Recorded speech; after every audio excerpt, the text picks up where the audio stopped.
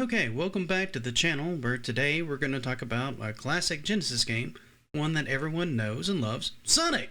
Nah, I'm just kidding.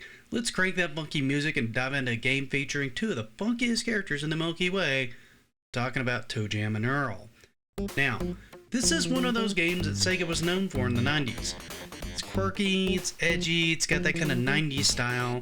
No, literally, this thing is exactly the perfect product of the 90s. It literally looks like someone puked Taco Bell logos or Saved by the Bell graphics from the period onto it. The entire feel of the setup is irreverent and as strange as the entire era was. Does it hold up? Yeah, it holds up. That's not to say that it hasn't aged. It absolutely has. From the most positive items being things like fudge sundaes and pizzas, and negative health items being things like moldy cheese, it's designed entirely to appeal to kids of the 90s. The gameplay, however, is nothing like a common game of the 90s. Focusing more on exploration and discovery is part of the main gameplay loop. The idea, while confusing at first, is actually pretty simple. Your spaceship crashed on Earth because Toejam had the really stupid idea of letting Earl take the wheel. Terrible idea, Toejam. Epically bad idea.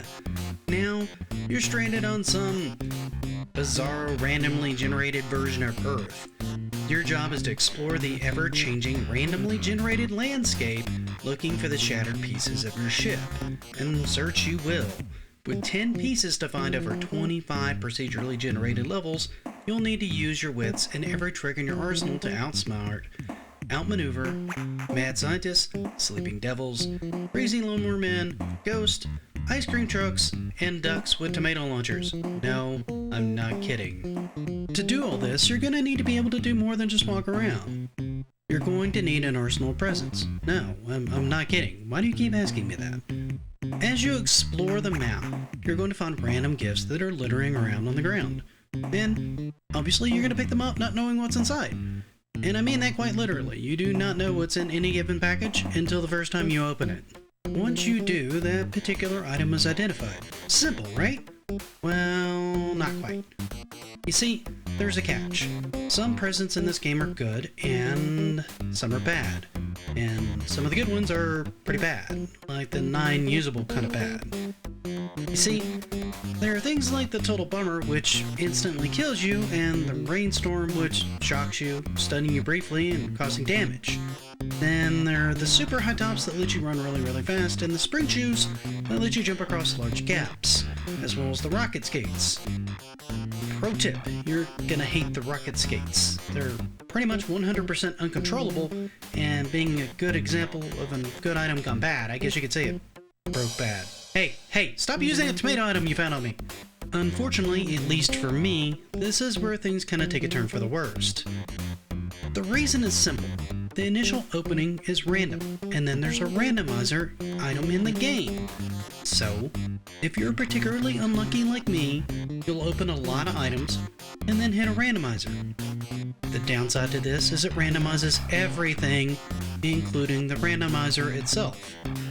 Which means you can run into multiple randomizers, all in short order, making a good run turn into a very bad run in a hurry.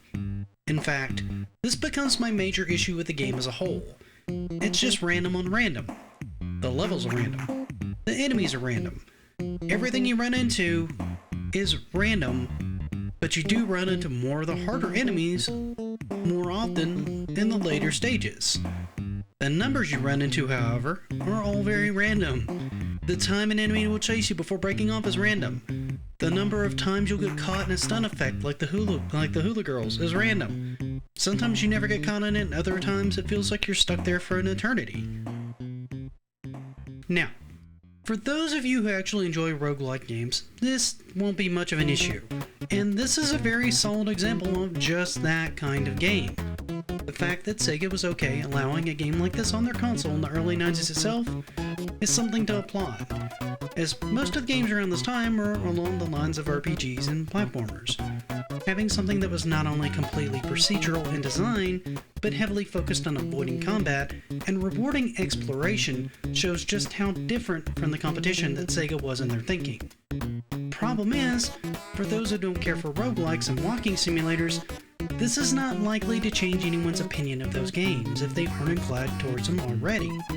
You're just as likely, if not more likely, to have a good run going, only to find yourself in a bad situation and the whole thing falling apart, as you are with all the cards falling in just the right place and you finishing the entire game in less than 3 hours.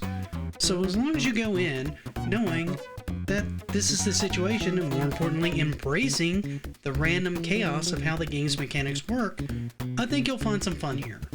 It's a relaxing, quirky little title that not only shows off the best of what SEGA was trying to build in the 90s, but the best of the quirkiness of the 90s itself. All of this isn't to say that there isn't some strategy to the game. There are several things you can do to improve your odds, and here are just a few of them. First, open as many packages in the early stages as you can. This gives you the advantage of knowing many of the beneficial ones, and many of them that you don't want early on, and this is when you can sacrifice the most lives exploring that. Secondly, save all your bonus high tops for later in the game. You will want those to outrun and cover as much ground as quickly in the later stages as you can. 3. Do not be afraid to jump off the stage if you're in a bad spot.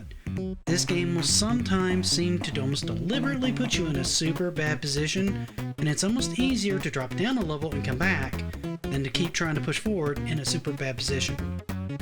4.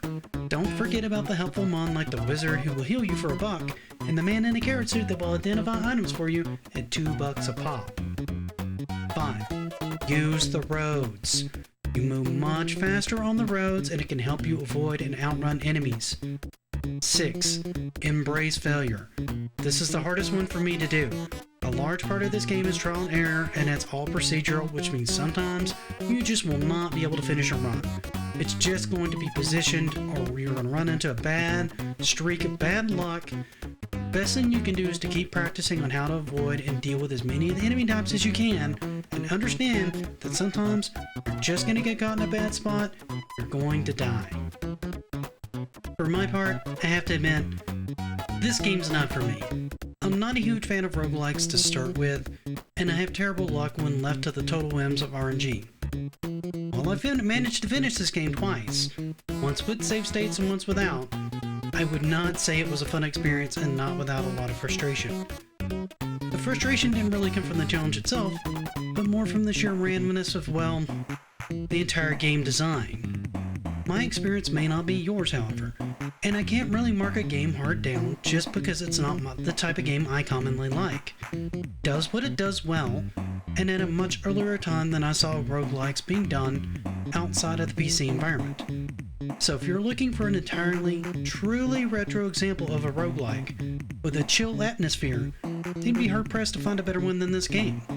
But let me know what you guys think in the comments. Is this one for you, or did you find the randomness a bit too much to your liking? If you haven't played it, how likely are you to try it now? As always, thanks for watching. Don't forget, like and subscribe. Till next time, happy gaming.